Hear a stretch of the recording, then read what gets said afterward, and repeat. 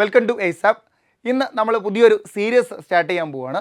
Series ഇത്രയോളം PSCയുടെ എക്സാമുകളിൽ സ്ഥിര സാന്നിധ്യമായിട്ടുള്ള ഓരോ model questions നമ്മൾ സെലക്ട് ചെയ്തിട്ട് വർക്കൗട്ട് ചെയ്യാൻ പോവുകയാണ്. ഓക്കെ, അപ്പോൾ വീഡിയോയുടെ ലെങ്ത്ത് വളരെ കുറവായിരിക്കും, ഒരു മോഡൽ മാത്രമേ നമ്മൾ ഡിസ്കസ് ചെയ്യുന്നുള്ളൂ. അപ്പോൾ ഇങ്ങനെ പല വീഡിയോസിൽ PSCക്ക് സ്ഥിരമായിട്ട് ചോദിക്കുന്ന ഓരോരോ മോഡൽ പെട്ടെന്ന് വർക്കൗട്ട് ചെയ്ത് പോകുന്ന രീതിയിലാണ് നമ്മുടെ സീരീസ് സെറ്റ് ചെയ്തിട്ടുള്ളത്. ഓക്കെയാണേ, അപ്പോൾ എന്നോടുകൂടി വർക്കൗട്ട് ചെയ്യാം. ആ പറയുന്ന മോഡൽ നിങ്ങൾ എഴുതിയെടുക്കുക. ഇതറിയുന്ന മെത്തേഡാണെങ്കിൽ നിങ്ങൾ പെട്ടെന്ന് ഉത്തരങ്ങൾ ജസ്റ്റ് ഒന്ന് കമൻറ്റ് ചെയ്ത് വിടുക. ഓക്കെ, ശരി. നമ്മുടെ ഒന്നാമത്തെ ക്വസ്റ്റ്യൻ അല്ലെങ്കിൽ ഇന്ന് നമ്മൾ സെലക്ട് ചെയ്തിട്ടുള്ള ആ മോഡൽ ഇങ്ങനെയാണ്.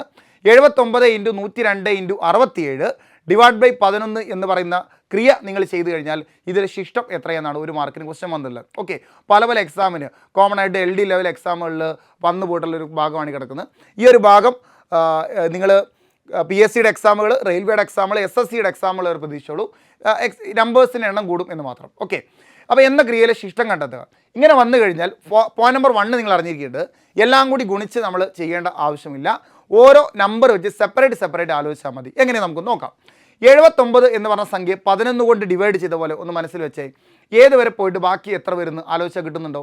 11ൻ്റെ ഗുണനപ്പട്ടികയിൽ 77 വരെ പോയിട്ട് ബാക്കി എത്ര ഉണ്ടാവുക? 2 ഉണ്ടായിരിക്കും. 79 ഞാൻ പറയുന്നത് കേട്ടോ.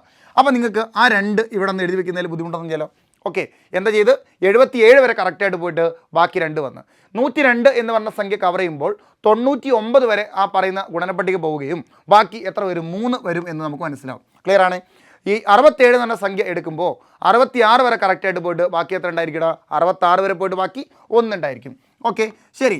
ഈ പറയുന്ന റിമൈൻഡേഴ്സ് അഥവാ ശിഷ്ടങ്ങൾ മാർക്ക് ചെയ്തിട്ട് അവ തമ്മിൽ നിങ്ങൾക്കൊന്ന് ഗുണിക്കുന്നതിൽ ബുദ്ധിമുട്ടൊന്നും ചെയ്യലോ. ഇതെങ്ങനെ 2 ഗുണിക്കണം 3 ഗുണിക്കണം 1 എന്ന് മാത്രം നിങ്ങൾ ചെയ്ത് വെക്കുക. ഇതിന് ആൻസർ എത്രയെന്നറിയോ? 6 ആയിരിക്കും ഇതിൽ ശിഷ്ടം എന്ന് പറയുന്നത്. ഓക്കെ, ഈ രീതിയിലുള്ള ക്വസ്റ്റ്യൻസ് ഒന്ന് ലെവലാക്കി വയ്ക്കുക. പോയിന്റ് നമ്പർ 1 ആയിട്ട് നമുക്കിത് പഠിച്ചു നോക്കാം. ശരി, രണ്ടാമത്തെ ക്വസ്റ്റ്യൻ നിങ്ങൾ ലെവൽ ചെയ്ത് വെക്കേണ്ടത് ഏതാണെന്നറിയോ? ഇതേ മോഡൽ നമുക്കൊരു മറ്റൊരു ക്വസ്റ്റ്യൻ നോക്കാം. 171 × 172 × 173 × 174 ഡിവൈഡഡ് ബൈ 17 എന്നാണ്. ഇപ്പോൾ ഈ മെത്തേഡ് എന്നെ കാണുന്നവർ ഈ ഒരു ചോദ്യം പെട്ടെന്ന് വർക്കൗട്ട് ചെയ്യാൻ പറ്റും നോക്കി ചെയ്ത് നോക്കാം. 17 × 10. ഓക്കെ, 17 × 10 എന്ന് പറഞ്ഞു കഴിഞ്ഞാൽ 170 ഇടാം. അപ്പോൾ ബാക്കി വരുന്ന സംഖ്യ എത്രയാണ്? 1 ആണ് ബാക്കി വരുന്നത്. ക്ലിയർ. 170 പോയി കഴിഞ്ഞാൽ ബാക്കി എത്ര വരും? 2 ബാക്കി വരുന്നുണ്ട്.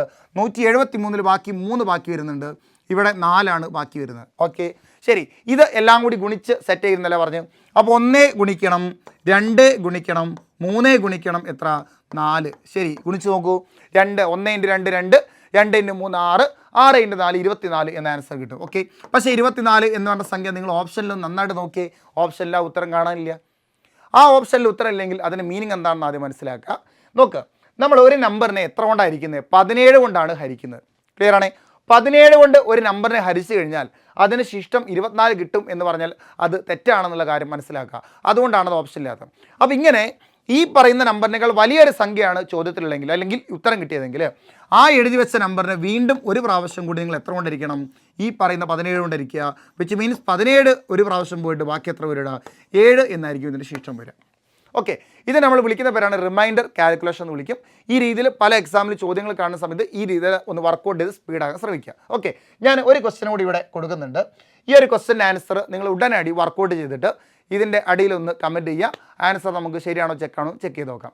ഇങ്ങനെയുള്ള പല വീഡിയോസ് നമ്മൾ പല മോഡൽസ് BSCയുടെ സ്ഥിര സാന്നിധ്യമായിട്ടുള്ള മോഡൽസ് ഇനിയും വരുന്ന വീഡിയോസിൽ ഇഷ്ടം പോലെ വരുന്നുണ്ട്. നിങ്ങൾ നമ്മുടെ എന്ത് ചെയ്യുക, ഈ ഭാഗം കറക്റ്റായിട്ട് ഫോളോ ചെയ്യാൻ ശ്രമിക്കുക. ഓരോരോ മോഡൽ സ്ഥിരമായിട്ട് വരുന്ന ആ ഒരു മാർക്ക് നമുക്ക് ഉറപ്പിക്കാം. ഓക്കെ.